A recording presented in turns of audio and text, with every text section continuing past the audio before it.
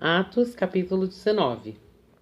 Enquanto Paulo estava em Corinto, Paulo viajava pela Turquia e chegou a Éfeso, onde encontrou diversos discípulos. Vocês receberam o Espírito Santo quando creram? Perguntou-lhes Paulo. Não, responderam. Nós nem sabemos o que é que você quer dizer. Que é o Espírito Santo? Neste caso, que crenças vocês confessaram no seu batismo? Perguntou ele. Aquilo que João Batista ensinou, lhes disseram eles. Então Paulo mostrou-lhes que o batismo de João era a demonstração do desejo de voltar-se do pecado para Deus, e que aqueles que o recebiam, o batismo dele, deveriam prosseguir e crer em Jesus, aquele que João disse que viria depois. Logo que eles ouviram isso, foram batizados no nome do Senhor Jesus.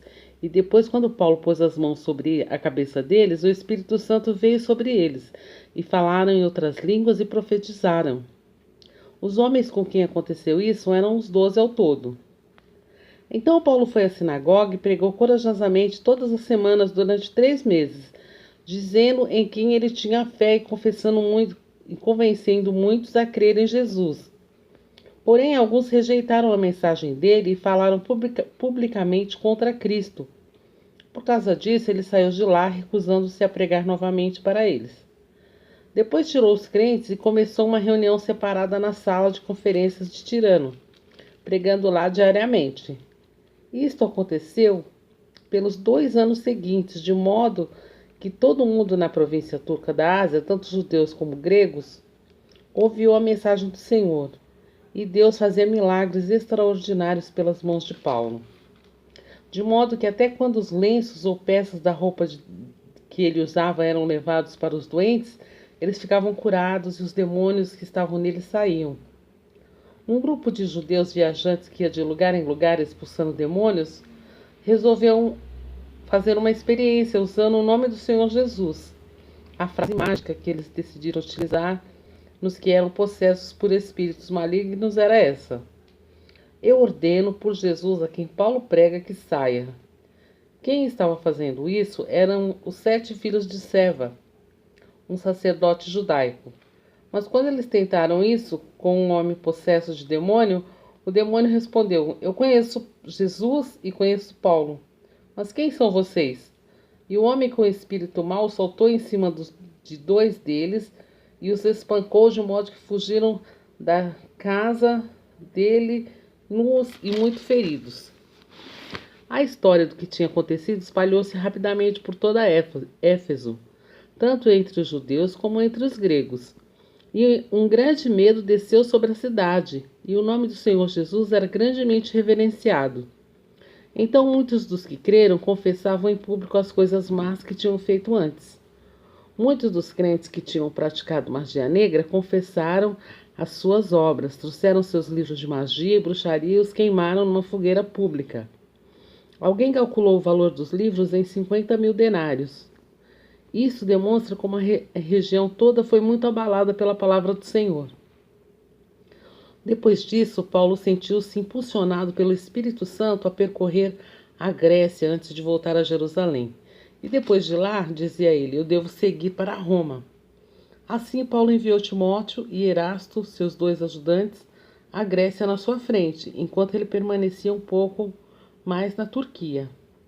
Mas por aquele tempo surgiu um enorme alvoroço em Éfeso por causa dos cristãos.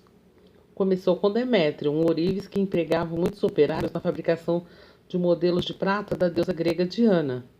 Ele convocou uma reunião dos seus homens, juntamente com outros empregados em ofícios parecidos, e disse: senhores, esse negócio é a nossa fonte de renda.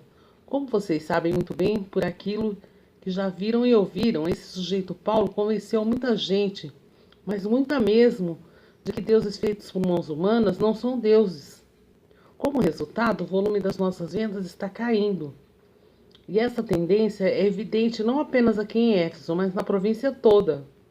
Naturalmente, eu não estou falando apenas sobre os aspectos comerciais dessa situação e do nosso prejuízo, mas também da possibilidade de que o templo da grande deusa Diana perca sua influência e de que Diana, essa magnífica deusa adorada, não somente em toda essa parte da Turquia, mas ao redor do mundo todo, seja desprezada. Com isso, a fúria deles aumentou e começaram a gritar: Grande é a Diana dos Efésios. Começou a juntar-se uma multidão, daí a pouco a cidade estava cheia de confusão. Todo mundo correu para o anfiteatro e arrastaram com eles Gaio e Aristarco, companheiros de viagem de Paulo, para processar todos eles. Paulo queria entrar e falar ao povo, mas os discípulos não quiseram deixá-lo. Alguns dos oficiais romanos da província, amigos de Paulo, mandaram também um recado a ele, suplicando-lhe que não arriscasse a vida entrando lá. Dentro, o povo todo estava gritando, cada pessoa uma coisa diferente. Estava tudo em confusão. Aliás, a maioria deles nem mesmo sabia por que estava ali. Alguns judeus descobriram Alexandre no meio da multidão. Empurrando-o para frente, ele fez um sinal, pedindo silêncio e tentou falar. Mas quando a multidão percebeu que ele era judeu, todos começaram a gritar novamente durante 2 horas. Grande é a Diana dos Efésios, grande é a Diana dos Efésios. Por fim, o prefeito conseguiu silêncio e falou: Homens de Éfeso, disse ele, todo mundo sabe que Éfeso é o centro da religião da grande Diana, cuja imagem caiu do céu para nós. E já que isso é um fato sem discussão, vocês não devem ficar perturbados. Digam o que disserem e não devem fazer nada sem pensar primeiro. Todavia, vocês trouxeram aqui esses homens que não roubaram nada do templo dela, nem difamaram a deusa. Se Demétrio e os operários têm queixa contra eles, os tribunais estão normalmente em sessão e os juízes podem cuidar do caso bem depressa.